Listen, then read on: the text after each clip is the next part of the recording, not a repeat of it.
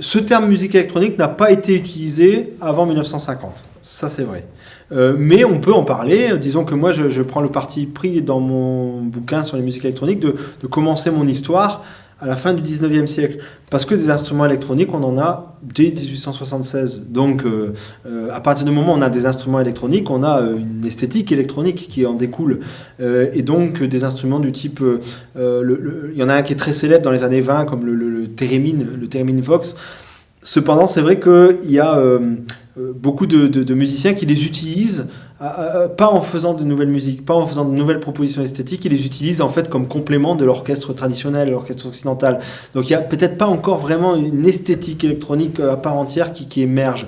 Il y a des essais quand même, il faut citer, deux, trois essais, il y en a au Bauhaus, il y en a un peu dans le fil le mouvement Dada dans les années 20, qui va utiliser Darius Milhaud un peu des disques de temps en temps, dans des sortes de performances déjà. Il y a John Cage dans les années 30, avec Imaginary Landscape, le premier, qui utilise des tourne-disques avec un son électronique dessus. Enfin, il y a des essais, il y a un certain nombre on va dire d'œuvres séminales, mais c'est vrai que la première fois qu'on peut parler d'une musique électronique, ou deux musiques électroniques, c'est avec la musique concrète pour l'enregistrement d'un côté avec Schaeffer et Henry, 48-49, et puis musique électronique de Cologne en 50. Et il y a d'autres laboratoires un peu partout, à Varsovie, à Copenhague, en Argentine, qui vont se créer dans la lignée, dans ces années-là, plutôt. Mais en vérité, les exemples, on pourrait les multiplier. Il pourrait y avoir vraiment beaucoup, beaucoup, beaucoup d'autres exemples des mêmes années, 60-70. Je pourrais tout à fait mettre un morceau de Herbie Hancock dans l'univers du jazz avec des Moog, avec vraiment des sonorités très électroniques, la même époque, 73. Je pourrais mettre même d'autres groupes allemands, Tangerine Dream bien sûr, mais aussi Can, Faust, tout ce qu'on appelle le krautrock, en fait, tout cet univers particulier du rock allemand ou le rock psychédélique allemand. Je pourrais mettre d'autres groupes que Pink Floyd aussi, parce que j'ai mis Pink Floyd, mais il y a aussi Soft Machine, il y a aussi... enfin voilà, les exemples sont multiples. Kraftwerk, il est effectivement très charismatique, et vraiment... c'est par hasard, parce qu'il y a cet aspect aussi très systématique de l'utilisation, très mécanique, et donc du coup il est sorti un peu du lot, mais c'est loin d'être le seul, bien sûr, ils ne sont pas isolés, ils ne sont pas cavaliers seuls à faire ça. Bah non. Mais de toute façon, toutes les musiques, même aucune musique n'échappe à la technologie.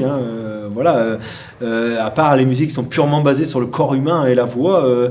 Et quand bien même aujourd'hui, de toute façon, on les capte avec des micros, etc. Mais bon, les violons, c'est un outil technologique. Le piano, c'est un outil technologique. Enfin, tous les instruments traditionnels occidentaux, c'est même des bijoux de technologie pour certains d'entre eux. Et pour beaucoup d'entre eux. Et l'électronique, forcément, se base sur l'électricité, sur ces technologies-là, sur la manière de fabriquer du son avec l'électricité, et aussi sur l'enregistrement, donc la manière de fabriquer du son avec la technologie de l'enregistrement.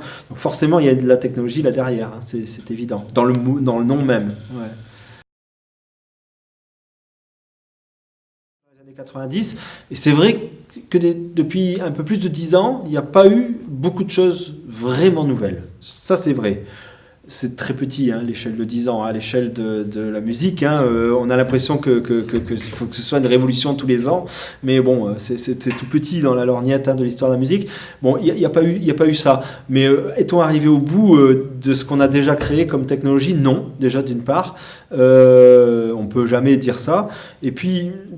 d'autre part, c'est une question multiples facettes, parce que est-ce qu'on parle aussi quand tu me parles du punk, c'est pas forcément que une musique, le punk, c'est aussi un état d'esprit, aussi beaucoup une sociologie, l'esprit punk existe toujours, partout, à plein d'endroits, et même dans la techno il existait, donc il a toujours perduré, donc l'esprit aussi de la free party, l'esprit un peu de do it yourself, c'est aussi quelque chose qui vient du punk, et c'est quelque chose qui perdure dans d'autres aspects, d'autres domaines.